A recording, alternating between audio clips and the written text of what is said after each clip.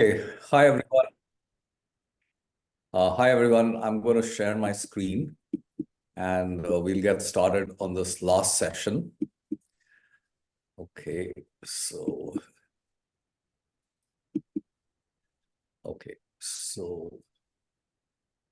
let's get into the templates. So today's session is going to be a little different. And I think in some ways, I've saved the best for last. Basically, this is going to be um, uh, fairly little content because most of it has been covered, and I should get through the basic content that I want to cover in this last session in maybe 30 to 45 minutes, and then we'll have Abhishek and Madhuri here who've joined, and they've been quite regular on joining the sessions to do a Q&A on anything in this session or the other sessions, or generally give comments on whether they found this useful, not useful, etc., etc. Okay, so let's get started with this concept of a wealth index.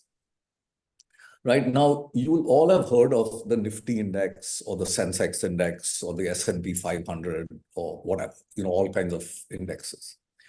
Now, it occurred to me about 3 years back that why don't I create a wealth index for myself, right? So that I can see how my wealth is moving, right? And how does it compare with, say, the S&P 500 and the Nifty 100? Because in my mind, I had this nagging feeling that, I was doing all kinds of things, like trying to pick stocks, do options, do various things, to try and beat the market. But how was I doing relative to the indices, right? And did I need to do anything to my portfolio? So the first thing when I decided to construct the index for myself, I said, look, I'm not going to put hard to value things in the index, right? So if I own some real estate or I own some jewelry or some paintings or, car and all this kind of stuff, I don't want to burden the index with that kind of thing because I want to be able to calculate it in like 5 minutes every week, right? So on the weekend, on a Saturday, like today's a Saturday, I'll calculate my wealth index, right? So I wanted to include just my brokerage account in India and my brokerage account in the US. And these accounts are where I also do all my spending and tax and everything. So my wealth index would be a reflection of my liquid assets, less any spending that I've done. Okay. And then suppose I decide to buy a house, right? Then my liquid assets will reduce. So my wealth index will go down, right? And suppose I get an inheritance, okay, or a bonus or something like that, then my wealth index will go up, right? So this is a very simple way of being able to track, and I'll show you how I use it because I'm now retired. And so I use it in a different way, but somebody who's young would use it in a different way, right? So when I created this, my absolute wealth index in August 2023 was 118.16. It was created in August 2020. So in 3 years, my wealth had grown by 18%, right? So the CAGR was 5.72, but the S&P 500 had grown by 11.35%. And the Nifty 100 in dollars had grown by 16.10. So this is something, is a fact that not appreciated by a lot of people, that actually the Indian market in terms of after you convert it to dollars is not doing badly at all, right? So if you're feeling bad that you missed NVIDIA, all those kind of things, then there are also things in India which are doing quite well. So maybe you don't need to feel so bad, right? So the Nifty 100 beat the S&P 500 by 4.75%. And the S&P 500 beat my wealth index by 5.63 and the Nifty 100 beat my wealth index by 10.38.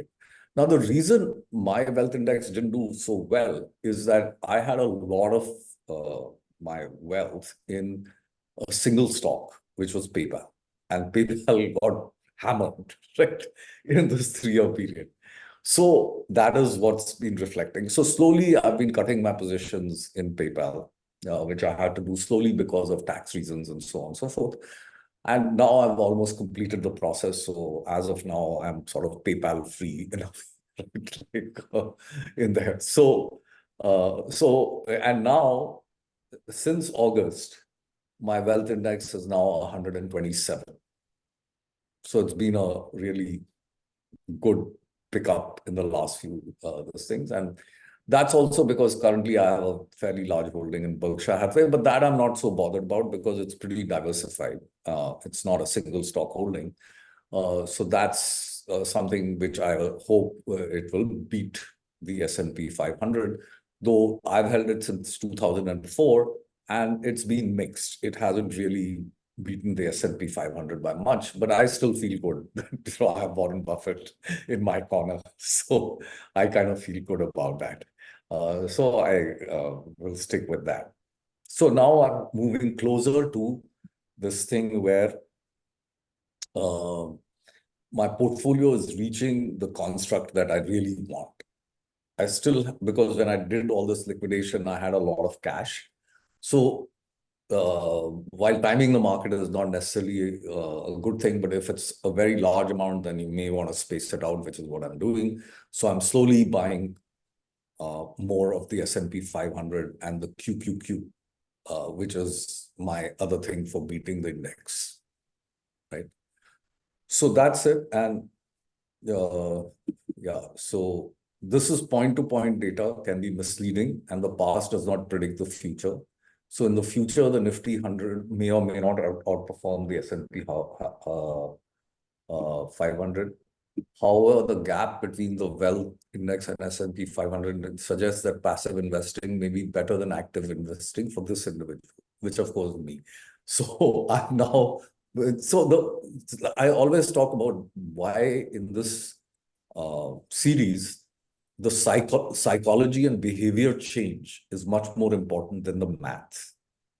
So if you just do the math and do nothing with it, then you've like just touched the tip of the iceberg. So the thing is, now you look at this and say, hey, if I'm not beating the indexes, maybe I should join the indexes rather than try and beat them, right? So at least that was a takeaway that I had. And then I started. So then the thing is, again, once you have that takeaway, right, they say like the road to hell is paved with good intentions, right? So unless you act, those intentions will not get realized. And acting is not easy, right? So if you can't do it yourself, then maybe you should use an advisor to help you along the path. And of course, choose a fee-based advisor, or as I will show you in the last thing, template, that use resources which are very freely available and invest some time and figure this out, right? Like this series is a resource which is freely available, right? So that's how you can move on. So that's all that I really had on this wealth index. So Madhuri, Abhishek, any questions? Could you quickly tell us how you calculate this index? What all goes into it, and what are the inputs? What happens? How does the output come? Yeah. So basically, I have the rupee value of my Zerodha brokerage account. Okay. So I calculate that. Then I have a little bit of cash in my bank account. Add that. Okay. I have a little bit in mutual funds like this Nippon arbitrage type of thing, because I can't use mutual funds a lot because I'm a US citizen. So it's limited, but I add all these. So that gives me my rupee amount that I have. Okay. I divide that by the prevailing exchange rate and get dollars, right? And then I take my US brokerage account, okay, which has all kinds of things. It has some puts that are some calls, whatever, but it has a total value which is displayed, right? So I just take that value, add it to this. So that gives me my total wealth in dollars, liquid wealth. Now I have other assets here and there, some investments. This, I'm not bothered about that, right? And I've been doing this consistently. So I'd done it first in August 31st, 2020, right? The same exercise.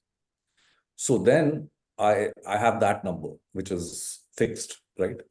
And now I have this variable number, which I calculate every week. So I divide the variable number by the fixed number to get the index, right? And I, of course, multiply it by 100 because I was setting it at 100, right? So basically, what has this told me?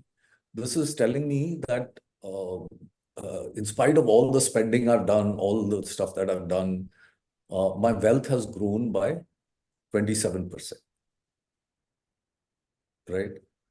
Now, this brings another very important question in my mind, is saying that if my index keeps growing, right, and someday I'm going to die, right, then is this a good thing, right? Like someone was telling me, a friend, that if he died with 100 crores, which was his current wealth, he would feel pretty sad because I've died with 100 crores, right? But if and he's pretty good at what he does and things, so, and growing well. So if he does another 20 years, he might reach 1,000 crores. Okay. Now, if he reaches 1,000 crores, will he feel happier that he died with 1,000 crores or sadder? Right. So then the thing is, at least this guy's case, he felt that I'm going to feel even more bad that I died with 1,000 crores instead of 100 crores. So then that brings up this thing about, because you can only spend so much, right? So the question is, do you give to make a better world? Do you create a foundation? Do certain things like that, which will also keep you engaged, right? Because the older you get, the reality is that you become less relevant because the world changes and you are not that adept at changing the world, however hard you try, right? Like, so, I mean, read up on AI, I might be a very bright guy, whatever it is, but I have not grown up with AI. It's not intuitive for me, right? So it's pretty interesting that if you have some good ideas and things like that, then you can create a foundation. So this wealth index has a variety of uses, right? Like now, if you start as a 20-year-old maintaining a wealth index, your wealth index will probably be 40,000 or something. You start with 5 lakhs or 1 lakh of savings, and then you end up with, say, 10 crores of savings or whatever when you retire. So your wealth index is going to be massive. At some point in time, you might want to reset it because you have the option of doing it if you want to reset it to 100 or whatever. If that's because you don't want very large numbers, it becomes hard to compute. Right? But this kind of thing really helps because, like we saw in the last session, that you need to save very little amounts of money every year to build a fairly large corpus. So a lot of young people have anxiety, how are they going to save for their retirement? But it shows that if you do it regularly, you can, and this wealth index is something that helps you also along that kind of path in there. So that's essentially a little more on how you calculate it and what the possible uses could be. Anything else on this? Madhuri, do you have any questions? No? Okay. Okay. So let's move on from this wealth index, which I think is a very powerful and a very simple concept, right? So now the next one is track and tasks. So for those of you who are software developers or whatever, you always have these things like Basecamp and things like that, where you maintain your logs and what all things you need to do. So this is something like that. So you have a tracker. So like I have an annuity policy, which gives me rupees X per month and a lump sum on death There is no year due here, no date due. There is a link which contains all the details of this policy. Right? This policy I can't get out of. It was something that Citibank bought for me through LIC. So I get the princely sum of 1,464 rupees every month. And I will get 1,45,000, or my heirs will get 1,45,000 when I die. Right? Now, of course, it's, like I say, forget this 1,45,000, if I live quite long with inflation and all, it will be a pittance. But the thing is that why not, right? I mean, if it's money, why leave it on the table? And now my wife and my son and all may not know all the details. And even if they do, they don't know where, because you need to act on it at some point in time. And now every 5 years, I have to do a life certificate to prove that I'm living. Otherwise, the annuity stops and things. So I can just put a link with everything. So it's all available at one place. Right? Now, so there's a driving license, which has a year due, date due. So the link contains a digital copy. It's also there in DigiLocker, other notes with the driving license, if there are any. So, now if you let your driving license expire, then getting it renewed is a pain. If you actually, and then there's a period where, you can get it renewed. You can't just get it renewed like 2 years before its expiry and stuff like that. Then things like passports, right?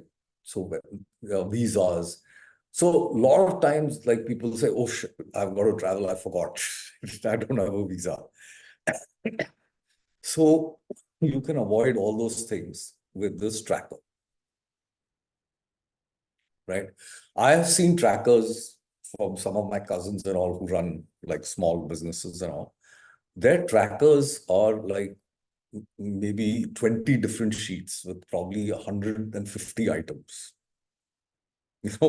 So it's like how complex you want to make this, how complex. But the other thing is that also if you can simplify, then you want to reduce the number of items that you want to track. Right? Then you have tasks, right? So like now in mutual funds, I say, okay, I want to complete migration phase 1, whatever that means. And my remarks have moved from 35 funds to 15 funds. I want to do this by the 1st of June. Right? And stocks, I want to exit single stocks, stop trading, move to ETF and or MF. PPF, I want to exit PPF, close account. Fixed deposits, exit FD, I want to pay the premature penalty and get out. Insurance policies, I need to surrender them or make them paid up, some of them, and this thing, and I may decide to fight for rights. Right. So I complain to the ombudsman, this, that, and the other, if I want to try and get a better surrender value or whatever it is. Will make and register a will. Okay. Decide whether I want to share my will with other family members or not. Right? Because, see, here's the thing, it's a very rare event, but let's say you make a will, okay, and like husband and wife know where the will is, but nobody else knows, right? Now, suppose you die in a plane crash, both of you. Okay, very remote possibility, but it could happen, right? Then who knows where the will is? Right. So then they'll go on a hunt, going through all your papers and hopefully the will come out and all that kind of thing. But maybe you can avoid that kind of a situation, right? So again, I won't belabor this point. I think this particular template is pretty basic and it's not really something that you can just take off the shelf and use it. You have to develop your own, you have to adapt it. And put your items, but I think you generally get the idea of what I'm trying to say with the tracker and the tasks. Okay. So any questions on this? Okay, no, it's all good. Okay.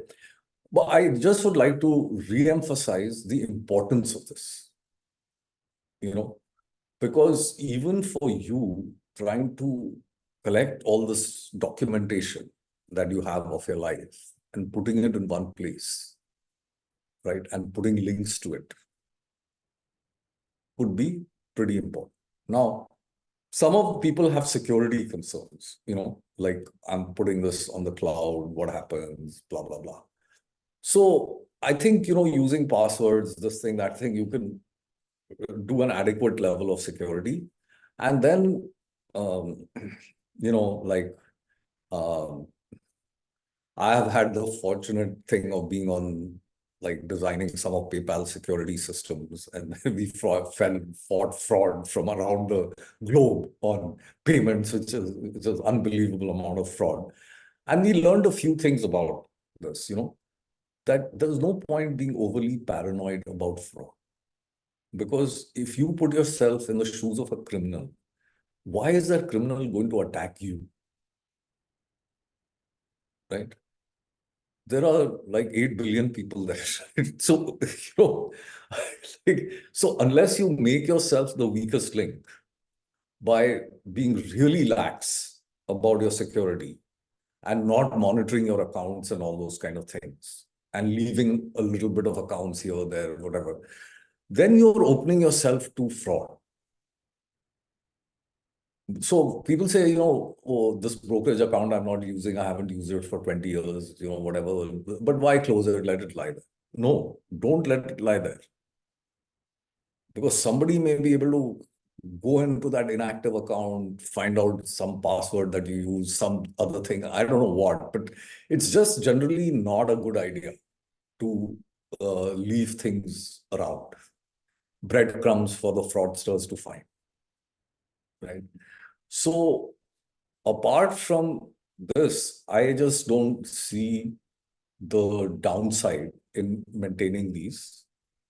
There's a huge amount of upside. Of course, the downside is you got to get organized.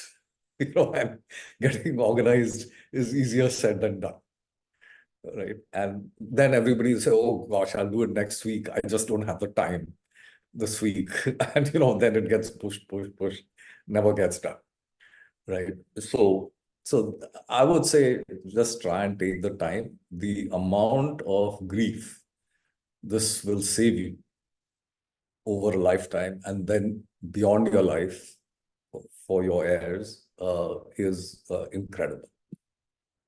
So I did this exercise for my dad. So when he passed away, uh, we were able to complete everything within 30 days.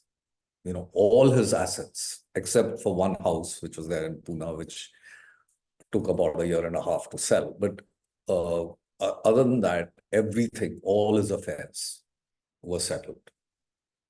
And my brother, who was in the US, etc., he got his share, I got my share. Everything was done. Because we had planned for it. We knew it was inevitable.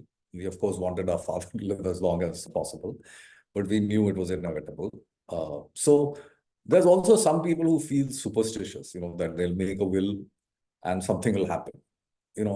I think that's a little bit illogical, in that I can't help it if people feel superstitious, because they could point out, this person did it and, look, see what happened. Well, but if you're not, then, it's pretty logical to do all these kind of things. Making a will is especially important if you have immovable property in India. And if you have children, then it is hugely important to make a will and decide, who gets custody of the children if like this plane crash thing happens. Because at least in the US, I'm not so sure what happens in India, but I know in the US, because that was one of the reasons why we made a will at the age of like 35 or something. Because when we moved to the US, we found that, look, if we didn't make a will and say who would have custody in case both of us passed away of our son, then the son would become have to go into a foster home and become part of the state, the state would take care of the child till, because there could be competing people vying for custody. And even if there was one, there's a process that they determine that the person who's asking for custody is not a fraudster, is suitable and all that. But if you, while you were living, decided that XYZ would have custody, then it's straightforward. Right? Because you have done the job of the court. And the court takes this custody thing very seriously. Right? So a lot of people say, I'm 35. Why should I make a will? And of course, COVID has taught us differently, but now you have people dying early of sudden heart attacks and things like that. But leaving all that aside, just a practical thing of just putting all your house in order, just making a will is very important. And it's not expensive. It's not like you can have it. And in case of a property, you must have a registered will. And this registration is again not a big pain. I mean, it's a little pain, but it's well worth doing it. Because when the assets have to get transferred, some societies insist on having a registered will, especially for movable properties, things like that. Right? Okay. So I'll move on to the last template, which is, again, probably the most interesting template, which is resources, right? So if you take websites, and I'll show you this website as we come into this. So it's like this Zerodha Varsity. Okay. So this is free and open kind of website. And it's got modules, videos, so you can get certified, which at a small cost, junior and blog, right? So this junior is pretty good for kids. So like, varsity junior. So there's 2 chapters, a series of animated stories, which help kids. And then there's some rupee tales and Anu learns to save and whatever. So I have a grandson, I'm going to take him through this varsity junior at some point in time. And then there are all kinds of modules here on technical analysis, fundamental analysis, futures, options, blah, blah, blah, risk trading, psychology, mind over markets, whatever, right? So a lot of good stuff, right? So if you have the interest and the time, and if you don't get confused, right? So that is this thing. Then you have podcasts and other things which are available on sites like Bharosa Club and others, right? So on Bharosa Club, I just want to show you one thing which I find pretty useful. Okay, and so this is the Explore tool on Bharosa Club. So this is a screenshot of that tool where I've taken the Quant Small Cap Fund, the Quant Mid Cap Fund, SBI Contra, Motilal Oswal Flexi Cap, and Motilal Oswal S&P BSE Enhanced Value, and the Defense Fund. Okay, so now what I'm going to do here is, first I'm going to tell you how I got these funds. So I just used the search bar here and I typed in the name. Now, why I selected these particular funds was that some people had told me that these were doing well. And I also used the See All Funds tool and Making Bets tool, which is there on Bharosa, to identify these funds, because I felt that these funds, some of them may be doing well. Some I just selected because a friend asked me, oh, a lot of banks are recommending this Motilal Oswal Flexi Cap, right? So you may also hear a lot of people telling you about a fund. So you can use this tool to see how does it compare. So now let's see some of the pretty interesting things which are emerging. So this HDFC Defense Fund Now you can't really invest in this fund because they've limited access and you can only invest 10,000 rupees, I think every week through an SIP or every month, something like that. Now, if you see the performance, it has done, it's got a very short track record. Okay.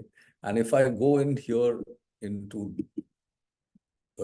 this tab, detail tab, I can see that, no, sorry. Okay, so if I go to the detail thing, I can see that this HDFC fund is quite small at 1964 crores. And this Motilal Oswal S&P BSE enhanced value is 244 crores, even smaller. If I look at the expense ratios, this one is 0.38% and the defense fund is 0.81%. So every place which is green means it's better than the average of the things showing up on that page. And everything that's red is that it's worse than the average showing up on this page. So there's an overview tab, a detail tab, and a performance tab. But coming back to the performance tab, so you can see that this HDFC Defense Fund in 6 months has given you 41.8%. So if you annualize it, it's like 82%. While here it's given 24.6, you multiply it by 4, that's 96% annualized. And then it's given 6.5% in 1 month, which if you multiply by 12, it's 72%. So, well, it's performing well. But, the 1 month performance is a little suspect compared to the other funds, which is why it's red. Right. Now, the thing is that you can go into just type HDFC Defense Fund Direct Growth in Google, and this are taken from Money Control. And you can see the complete portfolio of this fund. So like Hindustan Aeronautics is the #1 holding and almost 20% of this fund. Right? And the highest holding was 22.41. Right? So you can see all the stocks that are there in this fund. And so if you take Hindustan Aeronautics, Bharat Electronics, Solar Industries, Astra Microwave, and MTAR, and Bharat Earth Movers, and Bharat Dynamics, like those which are above, and the Cyient or something above 5%, then, you pretty much have 70% of this fund. So it's a pretty concentrated fund, right? And because this Hindustan Aeronautics and these other stocks have been doing well, it's actually it's performing well. So you got to go into the underlying and see whether you want to invest in this fund or not, right? Now, if you take the Motilal Oswal S&P BSE enhanced value, this is actually an index fund. Okay, it has a pretty low expense ratio of 0.38, like I showed. Now, it's doing even better than the HDFC Defense Fund, right? Now, if you go into Google, you can find a lot of information. It does something called factor investing, blah, blah, blah, which even I had difficulty trying to understand fully. But it seemed interesting. So if I was a mutual fund investor, I would probably, for my bets part of it, like we had this whole thing of how much do you keep safe, how much do you keep beat the market, and how much do you do beat the market. I would definitely consider this particular index fund as a candidate in the beat the market. Then I also read up a little bit about Quant, the fund house and all that, and its funds have been doing quite well. So the small cap and mid cap, again, in the beat category. Okay, so if you look at the performance, it's pretty good. And then there is this SBI Contra Fund, which people were saying, so relative to the mid cap and the small cap, it's not doing very good. The flexi cap, like what my friend had told me, is not really doing all that well. So I would disregard that. So based on this, what is the kind of analysis that I would do is that in the beat category, I would probably put something in quant small cap, quant mid cap, and Motilal Oswal, S&P, PSE, enhanced value. But that's just me.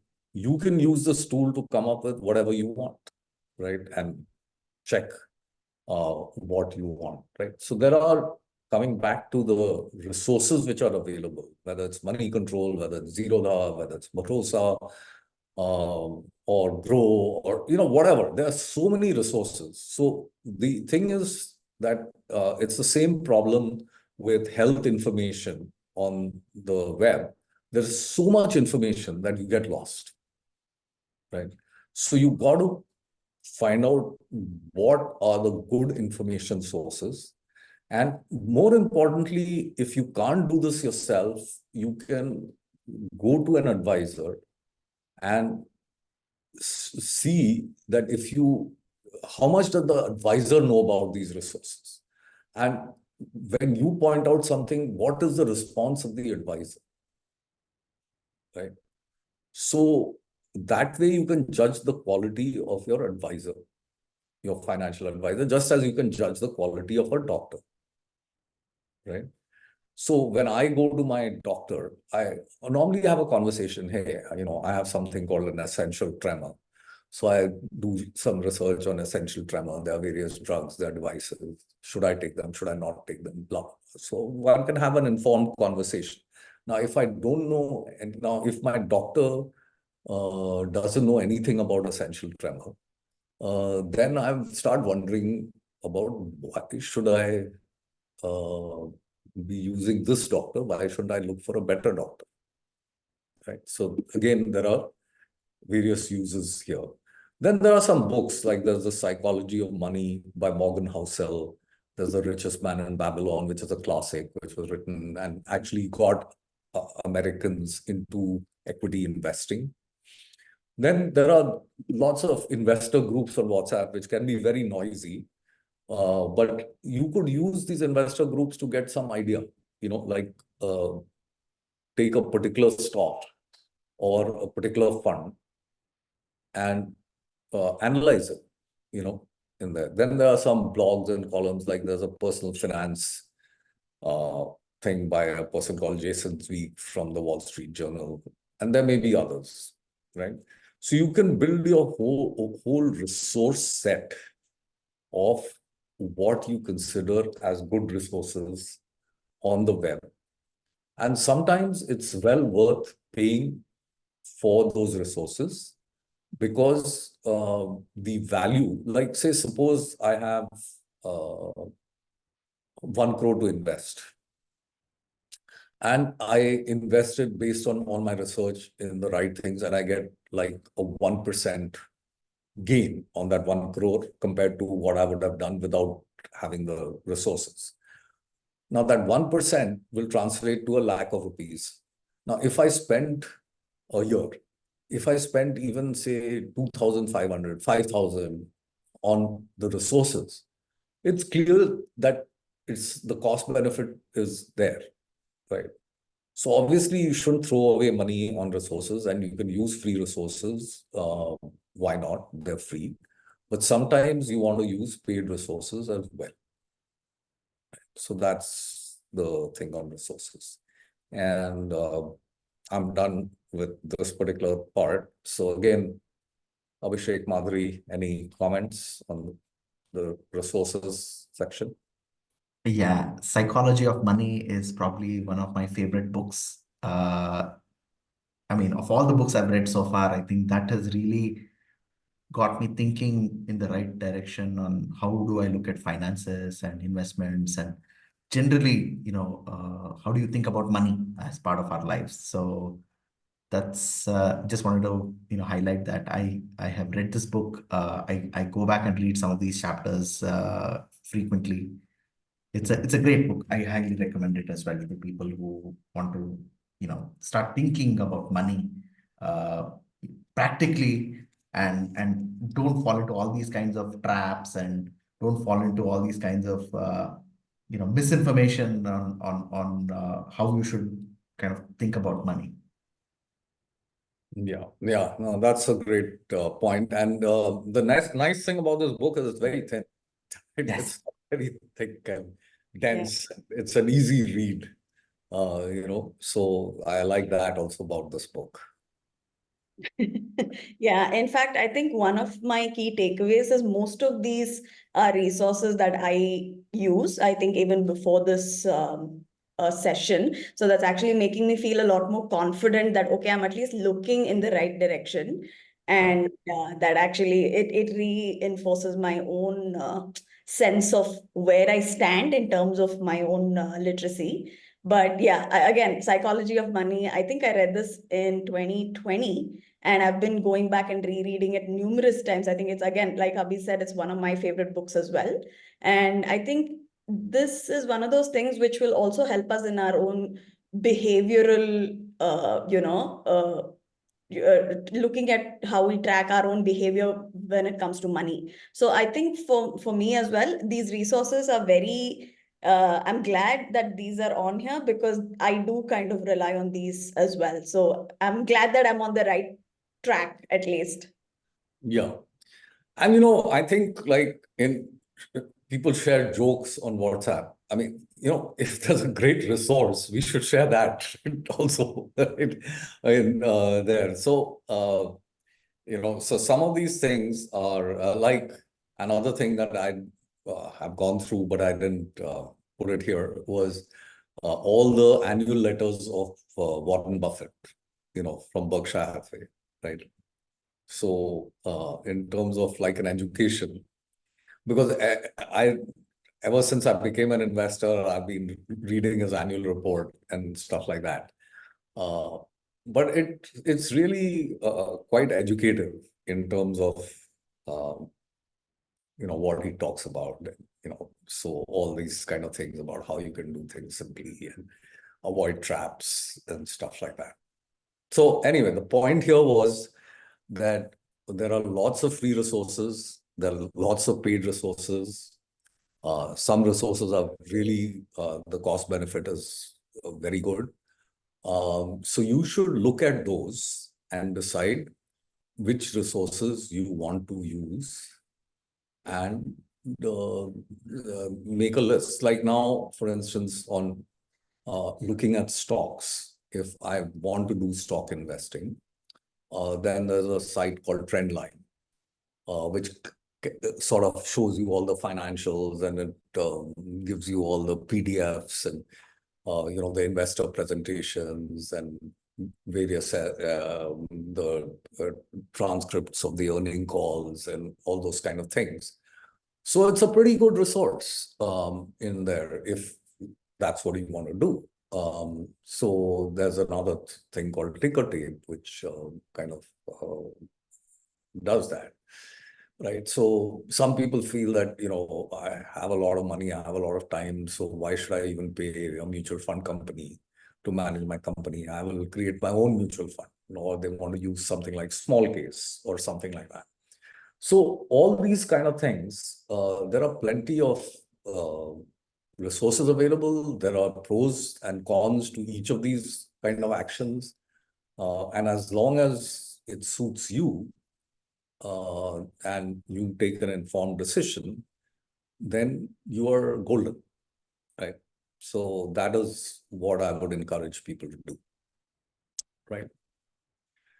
Okay, so with this, I'm more or less done with the planned thing and right on schedule, because I said like we'd finish around 7:45, and we are 3 minutes early. So now it's like open for Q&A on anything relating to the series. So feel free to sort of talk about it and kick it off. Did Abhishek drop off or is he? No, I'm right here. I'm here. Okay, cool. So, so in any order, I'm open and I will kind of respond to any comments or questions that you have. So first of all, let's start off by kind of saying, did you find the series useful and what were your main sort of takeaways from these series? So Abhishek, you want to kick it off, then I'll ask Madhuri. Yes, first of all, I think this has been extremely, extremely useful because it gives a very nice framework to start thinking about. Because there are so many elements to finance that, usually if you don't have like a framework-based approach, you may end up reading, going down the rabbit hole on one topic and, ignore the rest. I think this very simple to understand, easy to digest framework, pretty much summarized in short videos. I think it's a great learning resource. So I have absolutely loved it. And one of my biggest and key takeaways from all my interactions with you, Sanjay, has been how can we keep things very, very simple at the same time not compromising on great returns. It's just a way of thinking. So I don't need to diversify into all kinds of crazy assets, these individual stocks, crypto, properties, etc. In fact, my key takeaway is perhaps it is not the best thing to do to be so diversified because of things may be extremely volatile, or there is no long-term history for a lot of these assets, or it may not be just liquid or easy to sell. So learning about this has really opened my eyes to, keeping things extremely simple. I have discovered mutual funds as a great investment tool to build wealth and also keep our wealth safe. So that's been my key takeaway. So thank you very much for these sessions and sharing all these resources with us. Sure, thanks, Abhishek. So Madhuri, what are yours? So first of all, to start with, I just want to say thank you so much for putting this together in such a, well organized, bite-sized sessions, which are very easy to understand and easy to sort of digest. Having said that, I actually feel bad that I missed quite a few of the live sessions, because I feel like that would have been a lot more insightful and valuable for me, rather than just going back and watching the videos. Also, they are also extremely helpful. With that, I think I have to echo what Abhi said in terms of keeping it simple, because I think the one advice we've all heard from everybody around us, be it our friends, be it our well-meaning relatives, whoever, basically whoever gives you any kind of financial advice, even the water cooler talk, tends to be diversified, tends to be go into real estate, tends to be invest in crypto, tends to be, very, information that may not be very well thought out. And it may not even be very tailored to, me as an individual. But looking at a course like this or a session like this has made me realize that I can keep it as simple as I want, and not just get into like a million different instruments just because I want to feel like I'm very well diversified and things like that. So the key takeaway for me has definitely been, maybe I can keep it very simple and still achieve, the goals that I have in mind. Because if there's one thing that tends to happen, the more you complicate something, the harder it is to track. The harder it is to track, the more you procrastinate not to, touch it. Okay, I'll do it next week. Okay, I'll do it the week after. The more you tend to sort of push it to the back burner. And something like finances, I think, unfortunately, is one of those things that you need to set up for yourself, right? It's somebody, you can't delegate that out, or you can't ask somebody else to do it for you. It's more about what you are comfortable with and how you want to build your wealth and things like that. So I think my key takeaway is, yes, you can keep it very simple. You don't have to complicate things.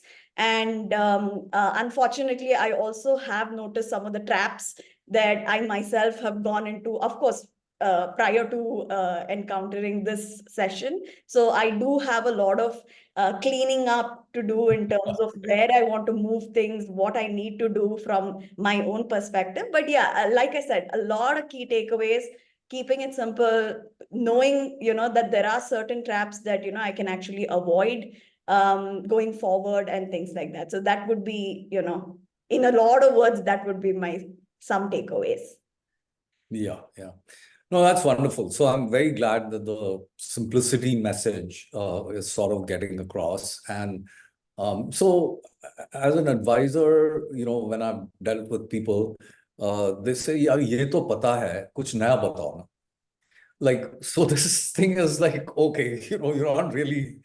So, it's kind of hard because the real thing that I would like to tell people is that once you've structured your portfolio, you need to do nothing. Inaction, like Kumbhakarna, go to sleep, right? Or Rip Van Winkle, that's good enough. You don't have to act, right?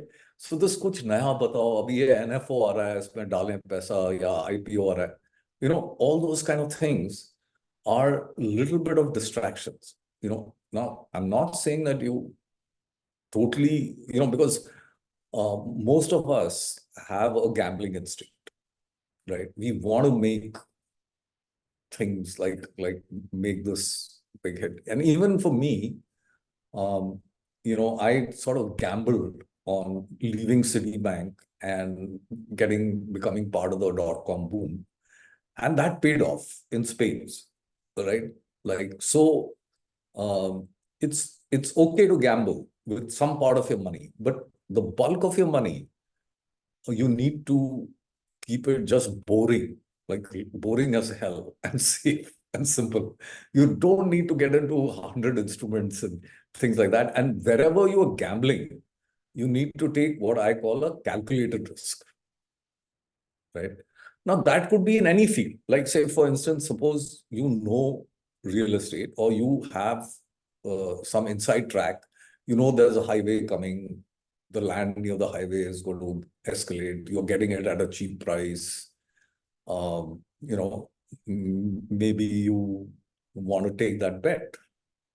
Or let's say you bought land in Gurgaon when it was land and it was like really cheap, and then it took off. Or you bought Infosys stock when it was like a startup and then it took off, or whatever, or you invested in the Google IPO. Yeah. So there is no, hard and fast, right, in this kind of thing. But at least in my experience is that if you're late to the party, then getting like now, if you want to buy NVIDIA stock, yeah, you're pretty late to the party, right? I mean, so, and you will buy NVIDIA stock if you buy the S&P 500 index, right? Some part, yes, you won't take a concentrated bet on NVIDIA, but will NVIDIA from now do 10x? Maybe it will, I don't know, but, chances are less, right? But if you if I look back at the past, suppose in India in 1995, you had invested, say, 1 lakh in Reliance Growth Fund, which was called Nippon Growth Fund, which was a mutual fund, NFO at 10 rupees, right? Now that is like some 3,500 rupees. So it's gone up 350 times. Of course, admittedly over 35 years, or not, 30 years, right? So, yeah. So, or I think it was, 1995, yeah, right. So 30 years, it's gone up that much, right?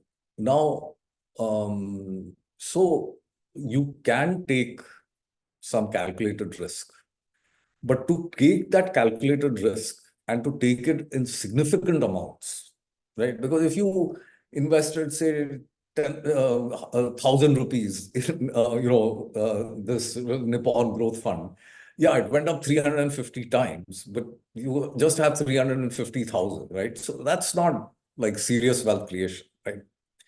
If you had invested 1 crore, then you have 350 crores, right? But did you have 1 crore in 1995 to invest? So the first chapter is actually building wealth, or what I call optionality, building optionality, right? So when I say building optionality, I think I covered this briefly, but I just want to see, what you guys understood from what I was saying in terms of because if I had to take the key themes, is that simplicity is one, optionality is the other key theme, So Abhishek, what do you understand when I say optionality?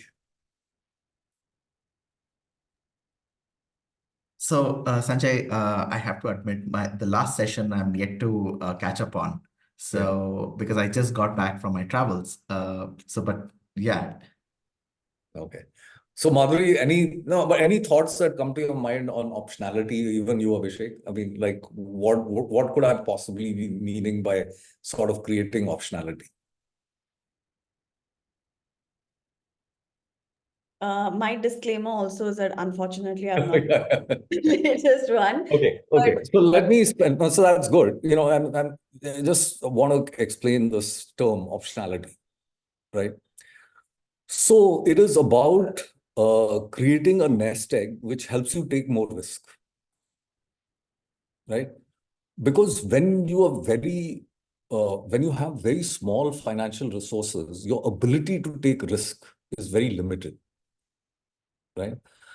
So I actually took the decision to join a startup at the age of 40, something close to 40, right? Now, that is because I'm a very conservative person, so I created enough optionality that if my startup failed, I'd given myself 3 years, or this experiment, 3 years, I would be young enough to get back into a corporate job. That was my plan B, right?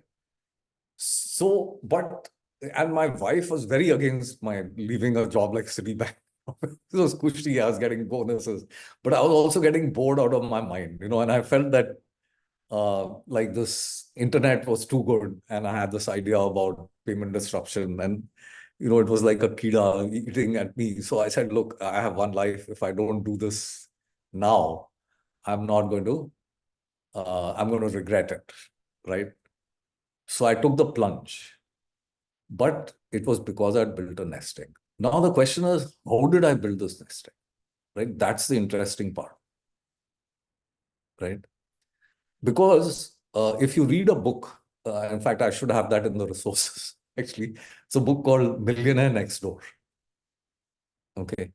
So this book, The Millionaire Next Door, essentially took people in different professions,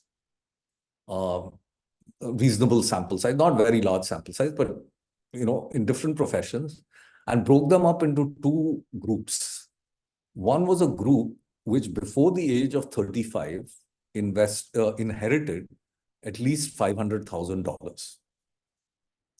And the other was who did not inherit $500,000. And then they compared their net worth at the age of 50. Right? So they interviewed quite a few people like teachers, firemen, neurosurgeons, whatever, and who were 50 years old or 50 plus kind of thing, and tried to find out their net worth at the age of 50 and whether they inherited money at 30. Now, the surprising result of that research was that barring two professions, one of which was teachers, I forget the other one, you can pick up the book and read it. All the people who inherited money had less money at 50 than the people who did not inherit money.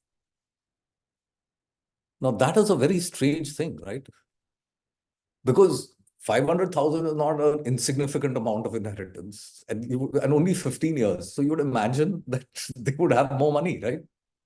Seems a logical thing, but no, the inheritance robbed them of, and they knew that they would get the inheritance, or they got the inheritance, and they became lax.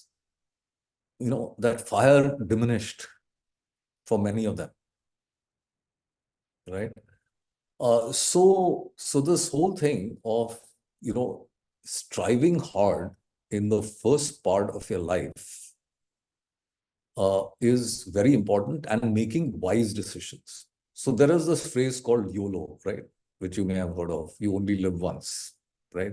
So party till there's no tomorrow. You never know when you're so very much against saving and, like building your nest egg or creating optionality, right? So my four-letter thing on this is YMLL, which is you may also live long. Yeah, so you only live once, but you may also live long, right? So there is a trade-off, right, between partying too much and not saving.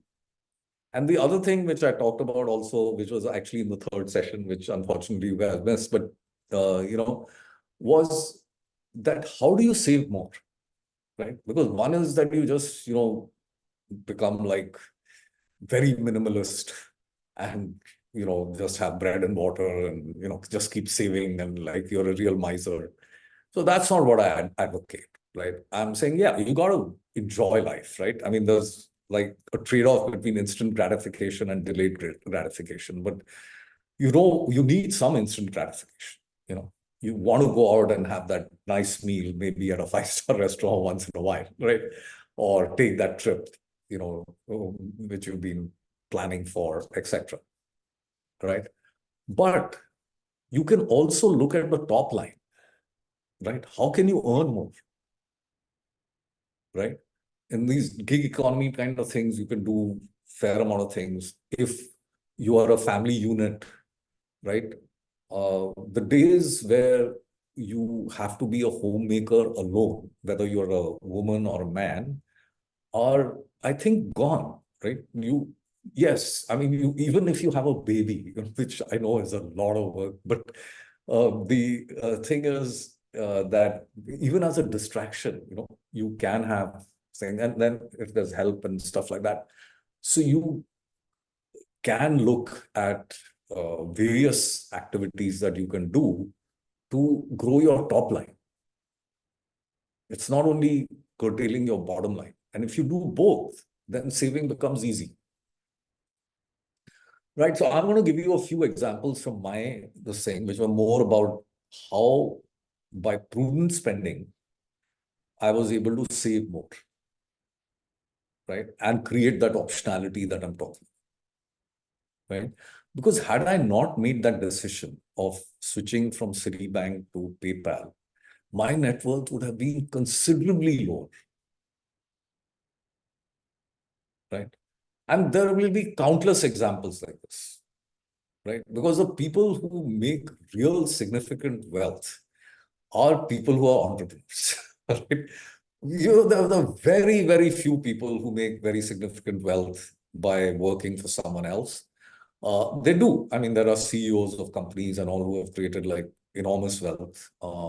CEOs get paid a hell of a lot, but and even entrepreneurs, to be fair, it's not all entrepreneurs who make significant wealth, only a few do. So I won't necessarily say that, working for someone else is bad and working for yourself is good. Depends on what you are good at. But the key thing is that, yes, if you are able to either be an entrepreneur or an entrepreneur could be that you are very good at real estate, right? Because there are these books by Guy Kawasaki, people like that, Rich Dad, Poor Dad, or whatever, who say that by flipping real estate, you can make a hell of a lot of money. So if you're good at it, great. But so the bottom line is that so the examples that I wanted to give were that, like when I went to the US, so I was the vice president with Citibank, right? So, I had reasonable savings and reasonable income. And, I could buy an expensive car. But then when I looked to buy an expensive car, I found that I had no track record on insurance. So the insurance would have cost me a hell of a lot. Right? The cars in America are cheap and they're good, and it's fun, driving in there. But I said, look, if I am ready to postpone my pleasure of driving by a few years, I could get considerable savings. Right? So I took that decision. So I bought a Toyota Corolla, which is an entry-level car in the US. And instead of buying a Lexus, and then later on, I did buy a Lexus and whatever else, right? So it wasn't as if I deprived myself of the pleasure of driving a nice sporty Lexus at some point in there, but I delayed it. Right? Then another thing was that the conventional wisdom in the US was that if you were going to buy a house, right, buy the maximum house that you can afford, right, where you can qualify for a mortgage, right? So I could have qualified for, significantly expensive house, right, in the $1 million plus range, right? But I bought a house for $270,000, right? Now, why did I do that? One, I didn't want to saddle myself with an expensive mortgage, right? The conventional wisdom was that because you're taking a high mortgage, you're putting in less of your money, and this $1 million home will appreciate. So your return on your money will be pretty good, right? That was the convention. No, I said no, but this means that I am now becoming a slave to my Citibank salary because I need to service that EMI, right? I don't want to do that, right? So what we ended up doing was that we used to rent in a very uppity neighborhood near New York, and our son was going to the public school there. So we rented for a couple of years, because another very good thing that we found was that we never buy in a hurry in a place. We like to rent and see what the place is like, because there's so many choices, especially in the US, right? That you need to figure out what's going on, and not take decisions, like big decisions, in a hurry. So we rented, and then we found that there was this development coming out on just the border. I mean, like 4 or 5 miles from us, in a place called Yonkers. And Yonkers is a very bad school district, like, shooting, gun violence, all that kind of stuff, right? So the property taxes in Yonkers are very low compared to the property taxes in Bronxville, which was the other place that we were renting in. And huge difference, right? So now, if you have 5 kids, the property taxes make sense, because all your 5 kids will go to that public school, for free, right? Because property taxes get used for the school thing in there. So I said, no, we had 1 kid. So we talked to the school and said that if we buy in Yonkers, will you let us send our kid to the school, and we'll pay you $10,000 a year? Or we asked them how much. So they said, yes, your son is doing very well in the school. He adds diversity, blah, blah, blah. We would love to have him. And yes, if you then you need to pay us $10,000, right, a year. So they seem to have the flexibility to do that. So I found that out, which people had not even said that, yeah, this is kind of impossible. How will you be able to send your kid to the school? So I just went and asked. I said, hey, can I do this?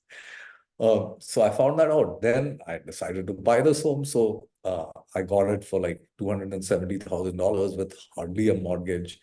And then later, when I moved to the Bay Area, I sold it for $425,000. Even selling the home was very easy, because it wasn't like this $1 million home type of thing.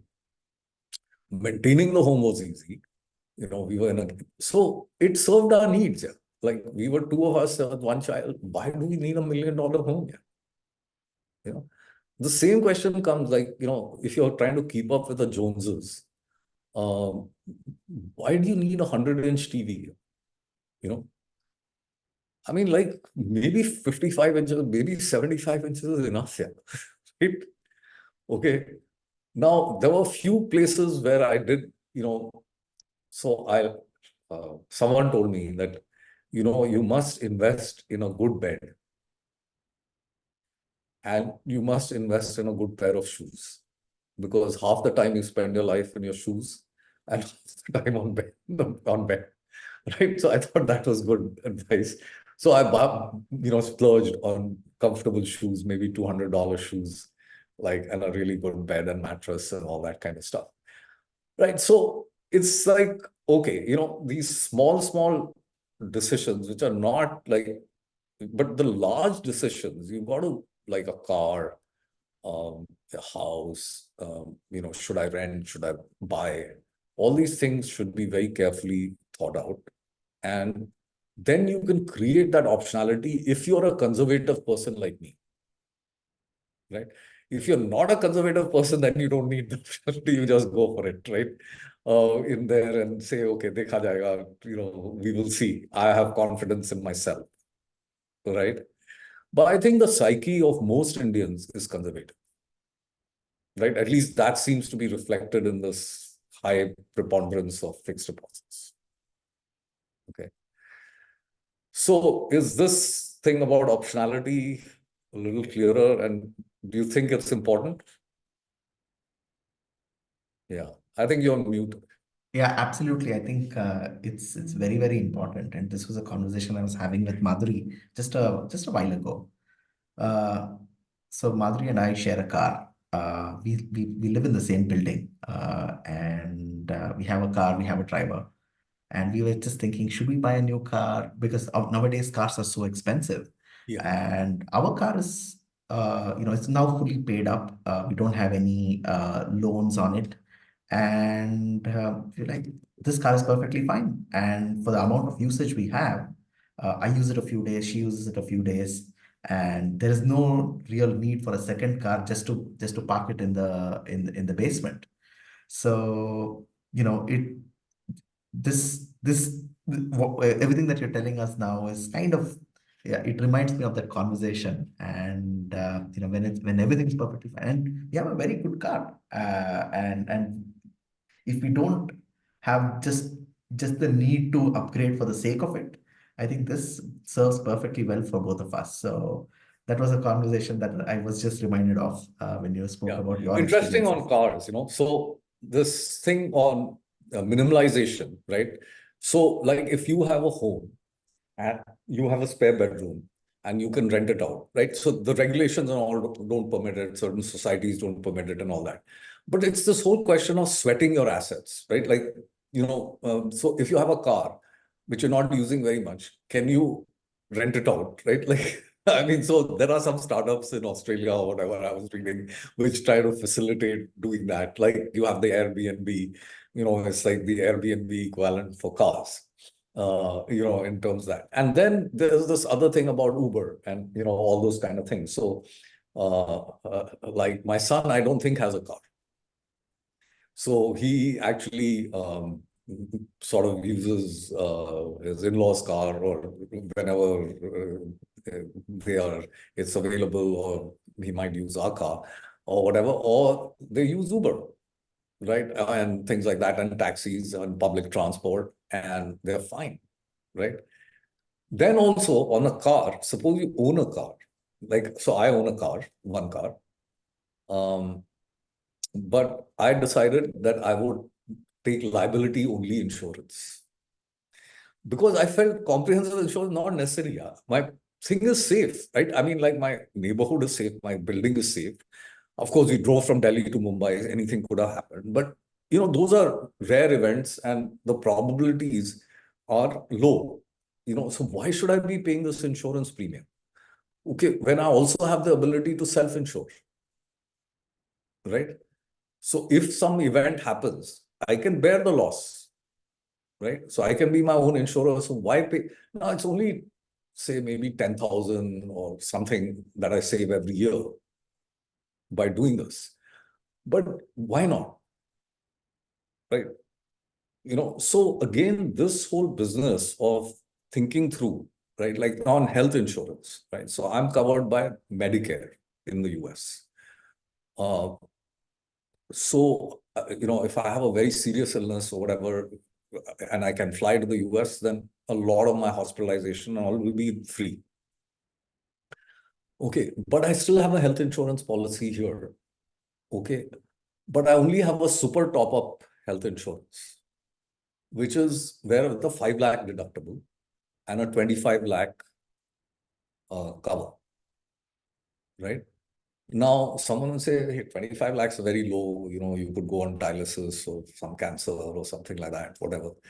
But that I can get covered in the US. right? So in my case, 25 lakhs is more than adequate, right? Now, 5 lakhs deductible. I'm saying if something happens, like, I need a cataract surgery or something, I'll just pay for it. I mean, why bother about, doing insurance, claiming it, blah, blah, blah. 5 lakhs a year, I can easily do, right? So I don't want to hassle with all this, right? So I'm self-insuring for that part. But the other part I'm covering, right? Why? Because it's so cheap to cover it. So the premium that we pay for the super top up, even at our age, is something like 21,000 rupees a year. Now, that's like so low, right? And the same thing with term insurance, right? Like if you need life insurance, which obviously we don't need at this age. But again, the life insurance is an interesting story. So when I left Citibank, till then we had benefits, because Citibank has all these fancy benefits and all that. But so life insurance was there, but now I left Citibank, right? So my life insurance goes away and I was 42 kind of thing, right?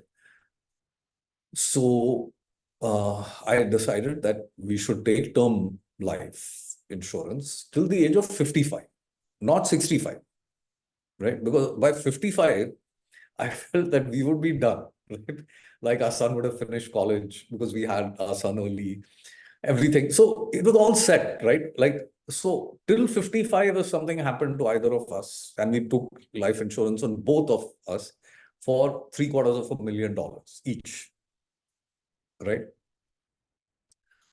The premium was $330 for me and some $280 or something a year for my wife. Now that's like peanuts, right? We don't even feel it.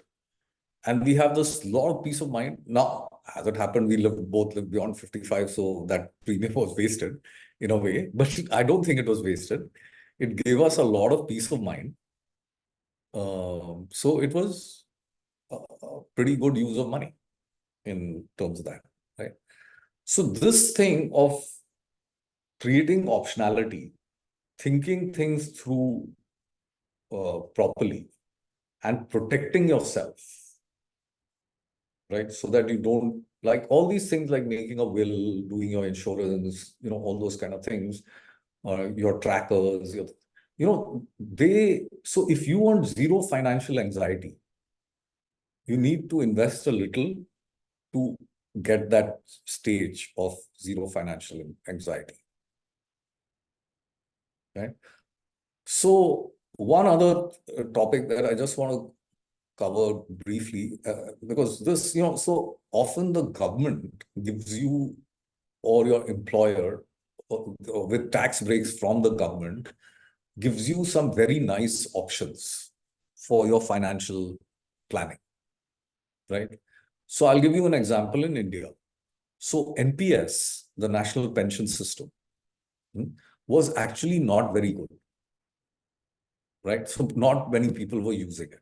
But now they've been working on it and they've made it pretty good, right? So I'm saying a lot of employers should be offering NPS to their employees and a lot of employees should be taking it. And they should also be putting that 50,000, which is available as a special deduction, whether you take the new regime or the old regime or tax, they should do it. NPS is very good.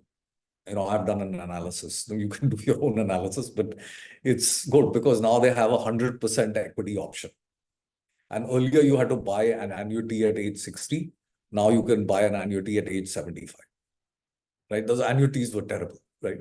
So compared to just putting that 50,000 in an index fund and holding it, right? The math works out better, right? For NPS, because you get an immediate tax reduction. So if you're in the 33% bracket, that 50,000. So like you have ATC, ELSS, all those kind of things, So those tax reductions, I think, are no-brainers. You should take them. So NPS wasn't a no-brainer, but now it is, in my opinion, a no-brainer. You should just max out on this, right? So in the US, it's things like IRAs and things like that. And then there's something called a Roth IRA and normal IRA, pretty complicated. But there was another one which we did. And it was very simple thinking, right? So there was this thing called Treasury I bonds. So these treasury I bonds were offered by the government, right? They were limited to $30,000 per social security number per year. Now the limit is only 10,000. But at that time, when Anita and I bought it, it was 30,000. So we decided to sock away 30,000 for 5 years, 150,000. We said that's our limit. We want to do 30,000, 30,000.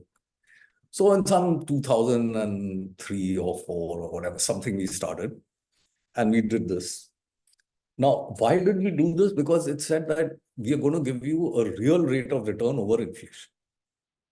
So I said, some part of our portfolio now, and there's nothing safer than US Treasury risk. Like, I'm taking risk on the US government, though now some people might say it's not that safe because the US government ratings have been, I think, reduced, but it's pretty safe still. Okay, so the US Treasury risk, right? And I'm getting a real rate of return over inflation. So these were, and we put it there and we forgot about it, right? So $150,000 each. Now I just looked at it. Our total, which was 300, has become $662,000. Why? Because in the middle, like all this COVID and all, when the inflation spiked, I mean, I was getting a 10% return, with US Treasury risk on this. So now I did a XIRR on it, and I find that my return is 4 point some percent, right? Not spectacular, but the point is what risk, right? For some part of my portfolio, I got to keep it safe, no? Right? Like whatever happens to the stock market, right? Like, of course, I don't expect it to implode in any way. In fact, I feel that it's going to be pretty good. And one of the worst decisions that you can make is not have an adequate allocation to the stock market, is in my opinion. But yeah, I want to have some safe, right? If I'm doing a startup, then yeah, that might become a bomb, right? Like, in terms of that, then the rest of it, I want it safe, right? Rest of my money and all that kind of stuff. So those were some of the considerations that led us to doing this I-bond decision, right? I just wanted to bring this out so that the balance part of it is okay. So any comments on this part? What I just talked about?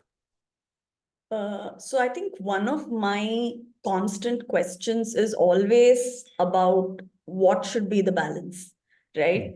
So my thought process on where to put how much, or like the way to allocate my resources, that is always a question for me. And I think through the course of this, of course, a lot of things have become clearer, but it still is something that I kind of dabble around as a question, because it's still very unclear to me how much to keep safe, how much to bet on, how much to take risks with, and things like that. Because at the age and stage that I'm in, I feel like I'm still young enough to make a few, take a few risks, but I'm still like, but I don't want to lose, what I've made so far. So it's that balance that I'm still trying to kind of arrive at. So it still is something that I feel like it needs a little more homework from my side on understanding my own risk appetite, and then figuring it out for the next few years and actually making right decisions. But how much to keep safe, how much to take a risk, what should be that, the proportions in which I put my money, I think that still remains a bit of a question for me. And yeah, so while these conversations have been extremely insightful, that is still Oh, nagging question. yeah, it's still there, and I think it will. It's good, yeah. Yeah. I Yeah. mean, know everything in like 5 sessions, right? So it's fine. I still have a lot of homework that I myself need to do to understand where my own risk appetite is and where I can, allocate different things to now feel, set it and forget it and just, live comfortably, because I know that I've set it up properly. properly. So Yeah. So, in the asset allocation thing, I'd given a default of 20% safe, 64% beat the market, and 16% beat the market, right? So you could take that as a base, right? And then work around that. But the younger you are, the more your ability to take risk and the more the benefit of that, right? Because you want to build that corpus, right? And you could take it through a variety of ways, right? So let's say you were doing a steady job, but you have some savings and you want your 16% is, let's say that 16% is say 5 lakh rupees, right? Now, you might know some person who's doing a startup which you think is going to do great. So maybe you put that 5 lakhs in the startup, right? Because it's going to be a home run, you hope, right? Or you're going to lose that money, right? Then you save more, right? Then you maybe do it in another one, right? And like instead of being an angel investor, putting it in some angel investing fund, which has a large minimum, etc., etc. You can just do it that way. Or you can say, like, for instance, now this is not a recommendation, but I was thinking that, look, banks are probably going to get disrupted. There is GeoFin, which has been formed by Reliance and BlackRock. Okay, both have pretty high, good credentials. They could be disruptive. The guy KV Kamath is the chairman of GeoFin, right? So, maybe you take a bet on GeoFin. Maybe even though it's not like very cheap right now, but still, it may be your 10-bagger, right? So it depends, like now there are some, so there could be the next Infosys out there, some IPOs which are coming up, etc., etc. So when I was much younger and I was in the space and I had flow and I had conversations and the things like, information flow, then you can find all these things out and then take some bets, right? So it's one, how much you bet and where you bet. Right? But one last thing I want to end this with, we have just about 4 minutes and then I'll stop the recording. Okay. Is what I call the biggest disease in India. There are two diseases in financial services like heart disease and diabetes in health. So the two diseases are what I call FDD, which is fixed deposit disorder, okay, and AAD, which is asset allocation disorder, right? So the fixed deposit disorder is that you just it's too much into fixed deposits, So that's clear. Like I've talked a lot about it, but I just want to put these terms like FDD, AAD. The asset allocation disorder is that some people are too heavily invested in very, very risky assets, right? Like Dream11, fantasy picks, crypto, like all kinds of stuff, right? And when it goes south, then they get into deep trouble.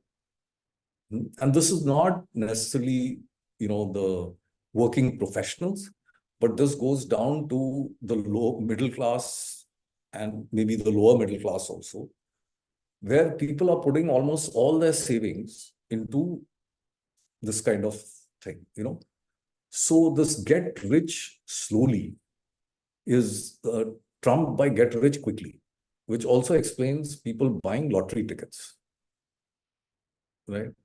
Now, because you feel that person won, it could have been me, but actually probability wise, it's like way bad buying lottery tickets, right? You're unlikely to win.